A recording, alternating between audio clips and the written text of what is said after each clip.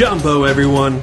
My name is Zach, and I am happy to welcome you to the Harambe Wildlife Reserve. For today's adventure, I will be guiding us through Disney's Animal Kingdom's world-renowned Kilimanjaro Safaris, the most magical African adventure in the entire world. Our journey officially starts on the bridge from the Discovery Island to Africa in the port of Harambe, an immersive trading village that blends Swahili coastal culture with colonial history. People from all over the world come here for the food, the shops, live entertainment. But as you might expect, Kilimanjaro Safaris is Harambe's most popular tourist attraction, so wait times can get a little wild. We don't even have a lightning lane, but lucky for all of you, I have connections that will get us out onto the savannah just a little faster. Still, there's plenty to see in the queue. You can learn the Swahili names for a lot of the species that you're about to see on the reserve. You can look around our very detailed booking office, maybe even get immersed in the nature, but you do not want to miss, I actually don't think it's possible to miss, the beautiful black-crowned cranes that like to spend their time with us in line. If you are a photographer or don't have a height advantage, I recommend that you sit on the left side. You'll definitely get the best shots and have better opportunities to see the reserve's star species. Now before I take off, as a reminder, please keep your arms and legs inside the vehicle at all times. And if you can, comment below if you can guess what species this is that will appear in the next episode. That honk means that we are clear, and as we say in Harambe, Twende, or let's go.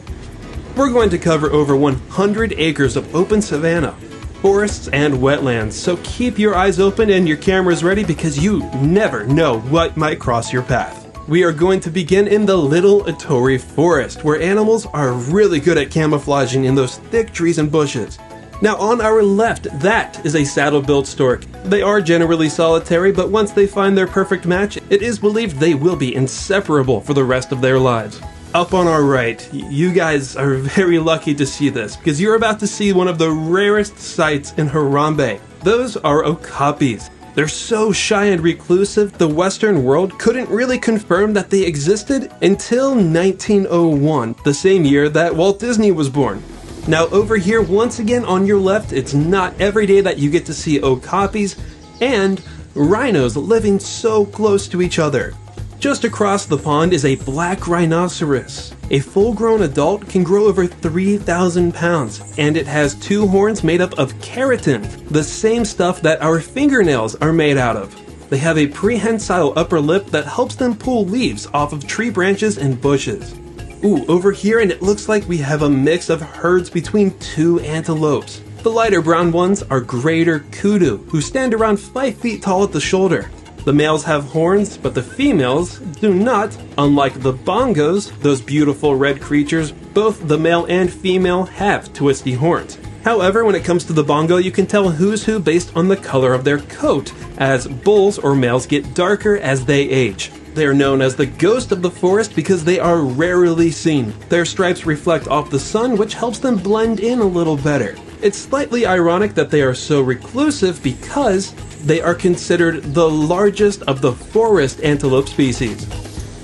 Next, it looks like we are about to head into the Safi River Valley. Well, we're actually going to go right down the middle of it. Those large white birds down below are pink-backed pelicans. They're called that because their backs turn pink during the mating season. They are colonial nesters, which means they can live in groups up to 1,000 birds at a time. Now, what we are really looking for, and it looks like we found one, a Nile hippopotamus. As you probably know, they are some of the most dangerous animals in the world, as they are very territorial of their habitat and members of their herds and will do anything to protect them. Hippos usually spend about 16 hours in the water, but only really hold their breath for like 5 minutes. If they do fall asleep underwater, that's not a problem because they can come back for air without waking themselves up. They're not the greatest swimmers because, well, they're not very buoyant or can't float, but they still will walk along the bottom of the river. If you would like to see a live demonstration of their swimming skills, or lack thereof, Harambe's top researcher, Dr. Kalunda, set up a see-through dam on the nearby Gorilla Falls to study and document hippo sounds underwater. Thankfully for the next residents, there are giant rocks in between the hippos and Nile crocodiles. They are also quite intimidating. They're typically between 11 to 16 feet and have one of the world's strongest bites, with an average bite force of over 3,000 pounds per square inch, which, yes, can crush bones. Up ahead, you cannot miss, on your right, the baobab tree, often called the upside-down tree because when it's bare, its branches look more like roots that are reaching up to the sky. It only grows leaves for a few months each year during the rainy season, and in that time it stores huge amounts of water in its massive trunk and kind of acts like nature's version of a water tower. During droughts, animals like elephants have been known to break into the bark to get the moisture inside. And baobabs can be found spread throughout the largest section in our reserve. This is the 20-acre western savanna, arguably the most beautiful and breathtaking part of Harambe, where up to 7 larger species live in harmony, which includes the very recognizable Hartmann's mountain zebra. Every zebra has unique stripe patterns and no two zebras are the same. They'll memorize each other's patterns to sort of imprint on one another so they can always stick to their family members in their herd. Before we venture even further out into the field, it looks like we're all being watched by a pack of African painted dogs. They look very cute even from here, but I can promise that they are fierce hunters. Nearly the entire pack contributes to a coordinated chase, and if they don't catch their food right away, they can stay on the hunt for up to 3 miles, until the possibility of their prey collapsing from exhaustion. Fortunately, the pack looks a little busy, so I think we are safe to carry on. Perfect timing too, because we're about to pass very powerful cows. These are Ankole cattle, or Watusi cattle. Their horns, though obviously very large, are actually hollow on the inside and have a honeycomb-like structure. They are the only domestic animals in this part of the savannah, so it's very nice of their caretakers to let them mingle in with the other animals out in the wild. And since we're out in the wild, it's really hard to predict where and what animals we'll find. But here in Harambe, you can always expect to run into a tower of giraffes. Just like one of the first animals that we saw, okapis and giraffes have a long prehensile tongue. Although a giraffe's is a little longer, it's about 18 to 20 inches. They use it like a finger to strip leaves off of branches that are taller than they are. Another similarity between the two can be found on top of their heads. Those bony skin-covered horn-like structures are actually called ossicones. Both male and female giraffes have them, but with okapis, only the males have them, which makes them really easy to tell apart. Okay, coming up, we are about to pass what's called an eland. The common eland is one of the largest antelope, second only to the giant eland. They're also one of the slowest antelope as well, with top speeds of just around 25 miles per hour, versus some antelope that can reach nearly cheetah speed. The eland can hold that speed for a long time, and can even jump up to 10 feet in the air from a standing start. As we wrap up our time in this part of the reserve, you'll notice one more important piece to this ecosystem, and that is the wildebeest. Their name comes from the Afrikaans word which literally means wild beast. They are also a member of the antelope family, but their best friends are usually zebras, and will migrate together for hundreds of miles. Experts believe that zebras have great eyesight and memory, while wildebeest apparently have a greater sense of hearing, so they can both warn each other when danger is near. As a tour guide, I never like to move on from this area, but from experience, things are about to get even more exciting. For now though, if you turn your attention towards the left at the tree line, we are passing along the edge of the forest where you can typically find mandrills, which you might recognize as Rafiki from The Lion King. They are the world's largest monkey and incredibly colorful, but it's common in these parts to only get a glimpse of them.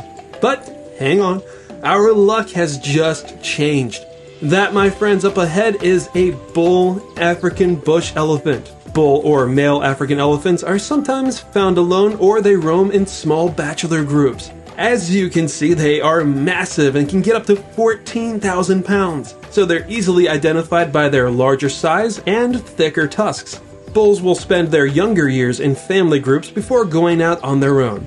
Now, if there's a bull nearby, that might mean there's a herd not too far up ahead. And yep, as I knew there would be, there is another herd. So this is actually a good time to tell you that while we were walking through the line, my buddy Johnny, the creator of The Creature Chronicles, signed us all up for a special experience so that we can have permission to get out of the truck and watch these elephants on foot. Just be sure to have your name tag with you during this time. A name tag that's, by the way, made of recycled elephant poop fibers. We built an extra viewing platform on the edge of the reserve that looks in at their territory, which is approximately 7 acres. And obviously you can see that it is gorgeous. At this moment, Harambe's herd consists of 9 individuals. Some were born in the 80s from other territories, but 6 were born right here, including little Cora, who was born in 2023, which means we have 3 generations of elephants living on this reserve. You may have heard that elephants are threatened for a couple of reasons. You have poaching and mining. Both forces the elephants to leave their habitat. They are what's called a keystone species, which means they have a giant impact on the ecosystem. And without elephants in the picture, it can be increasingly challenging for other plants and animals to continue to thrive. So for example, when elephants eat a lot of fruit, all of which contain a bunch of seeds, since their stomachs aren't the strongest, the seeds will pass through their digestive system, and when they hit the end of the line, those seeds are going to stay intact in their poop. And when rain comes along, the seeds are watered, planted, and will eventually grow for other species to enjoy, all courtesy of the elephant.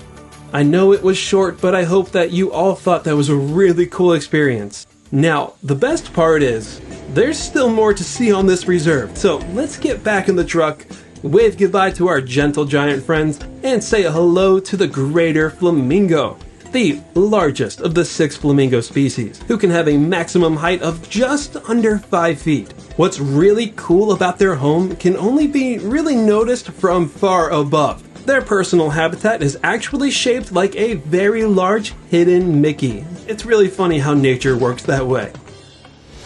So what we are about to do now is move on into the eastern savanna.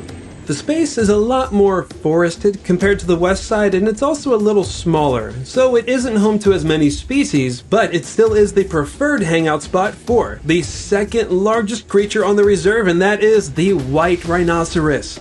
Like I said earlier, the black rhinos have a prehensile lip to help them browse leaves and branches, while white rhinos are grazers and have square-shaped lips that work more like a lawnmower, so they can eat a bunch of grass and don't even need to lift their heads. One thing that the eastern and western savannas have in common is they are both overlooked by predators. But I think the rhinos are pretty safe from the cheetah, the world's fastest terrestrial animal, as we all know, of course. Now, I think we can agree that they are a fairly large cat, but they are not classified as a big cat in the scientific sense of the word because they cannot roar. They still do, however, meow, chirp, and purr to communicate. Unlike a lot of cats, cheetahs hunt during the day, so they have these natural streaks under their eyes that protect them from the sun. It's kind of like how some athletes wear stripes under their eyes to try and do the same thing. A lot of predators will also use what's called a copy or copy to scope out their prey or general surroundings from higher angles. Copy is defined as an isolated hill or rocky outcrop found in a flat savanna. But in Harambe, we just call this Pride Rock, and I think you can all guess it's where lions love to lounge. Right now I'm seeing a pride of 3. The rangers tell us that these are siblings. I believe 2 females and 1 male, although some groups have been documented with over 30 members of a pride. Lions sleep around 16 to 20 hours a day. They're active early in the morning and near nightfall. That way they can hunt when the air is a lot cooler. And they also just happen to be equipped with night vision. Now, cheetahs might not be able to roar, but everyone knows that lions have some good pipes. And because I think all of you guys are awesome, I purposefully timed this tour so that we would be able to hear their calls.